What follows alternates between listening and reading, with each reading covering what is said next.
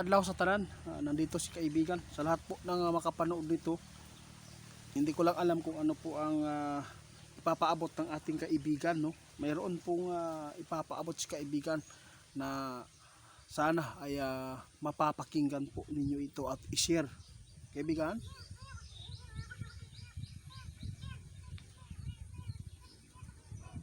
nako, pagkaswerte kaibigan. Ito po yung ala ka. Ay guys, good news sa lahat po ng mga nasa bundok, no? Kadalasan po ito guys nasa bundok eh. Baka makatulong si kaibigan sa lahat po ng makakita ng nag-aapoy sa kalangitan na nakita ninyo nahulog kung saang banda. Kapag ito nakita nyo guys kung saan bumagsak, huwag po ninyong hayaan na umabot pa sa umaga para malaman natin, itanong natin kay kaibigan kung anong ibig sabihin po niya, kung ano po itong babagsak, bakit nasabi po niya swerte ito at good news. Kaibigan, ano po ba ibig sabihin nyo? Oo nga kaibigan, ang dami po talagang nagpaabot sa atin ng swerte. Sige. Ito po daw guys sa pagkikingin nyo. Sige po kaibigan. Maraming salamat po sa inyong kabutihan. Sa lahat po ng mga tao na grabe po, pati swertres naghingi, no? Mayroon po siyang tinuro kung gusto po talaga ninyo na swertihin. Kung sino man po yung makakita daw dito, tulad po ng sinasabi po nila na nag-aapoy sa taas ng himpapawid galing sa taas. Pero kadalasan sa bundok po ito guys, babagsak. Yung sinasabi natin na meteorite o bulalakaw na kung saan ito ay mayroon pong maka-encounter doon sa gubat na may nakakita ng mga followers natin. Huwag po daw ninyong hayaan na maabutan pa ng bukas. Puntahan po ninyo kapag malapit lang sa inyo. Dahil po swerte yan. Ito po yung swerte guys na pwedeng yumaman at yung mga tao na nangangarap po. Salamat po sa mga kaibigan. Kaibigan, mahalin na kaibigan. Guys, pakinggan nyo ha. Wow. Sabi ng ating kaibigan, kapag mayroon kayo na encounter niya, sino po yung mga subscriber po natin dito?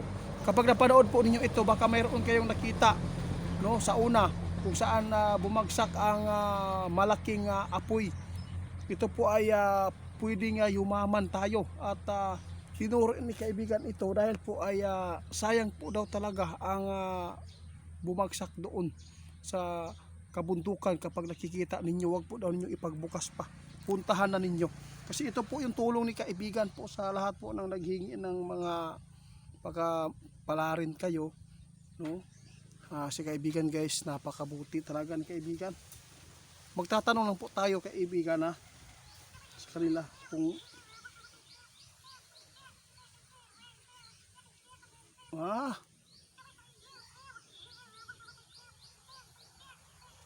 sige. Si kaibigan guys paabot sa atin yung sinasabi po nilang bulalakaw, no? Isa po itong bato na galing sa kalawakan na hindi natutunaw. Ito po ay malaking swerte daw ang tao kapag nakapulot nito. Bro Jandigia, tanawa ng imuha dia bro. Panghatag po bro kung ipatis na bro, no? Kasi mayroon akong followers guys na bigyan ko ng bulalakaw ba. Si grabe po talaga ang sobrang ganda nasa kanya po kay Sir Jandigia, no? Kaya nag-live tayo kahapon, siya nag-joke po ako sa kanya na kung sakali kukunin ko uli, pero joke lang yun, wala tayong magawa kasi para sa kanya po talaga yan. Sa lahat po ng makapanood sa ating video, kasi napakaraming mga tao naghingi ng swerte, no? Ito po ang binigay ni kaibigan para walang kasalanan ba, kasi yung sugal ano yan masama po yan. Kasi kaibigan, ito na lang po ang paraan. Baka mayroon ako mga subscriber o follower dito makapanood, baka mayroon silang encounter po na ganito. Hindi lahat po ng bumabagsak galing sa taas ay nakakasama. Mayroon talagang nagbibigay ng swerte. Kasi mag-comment po kayo guys kung maibenta po ba talaga ang meteorite o bulalakaw. Yun po ang tinulong ni kaibigan po sa akin ngayon. Siya talaga ang nagbigay. Dami po talaga ang mga tao naghingi sa atin ng mga swertres. Hindi po kami nagbibigay po ng ganyan. Masama po yan. Hindi po yan mabuti. Mas maganda pa ituturo na lang ni kaibigan kung ano po ang mga maganda dito. Kung sa gold man tayo guys, bawal din po. No, kasi po kadalasan pag nagkaroon po ng treasure, kapag mayroon ng laman, hindi na naiintindihan ang utak ng mga tao, kaya nagpapatayan. Kaya iwas si kaibigan dyan. Ito na lang po ang pinakamalaking sikreto na swerte sa inyo na binigay ng ating kaibigan. Tips po ito. Salamat kaibigan.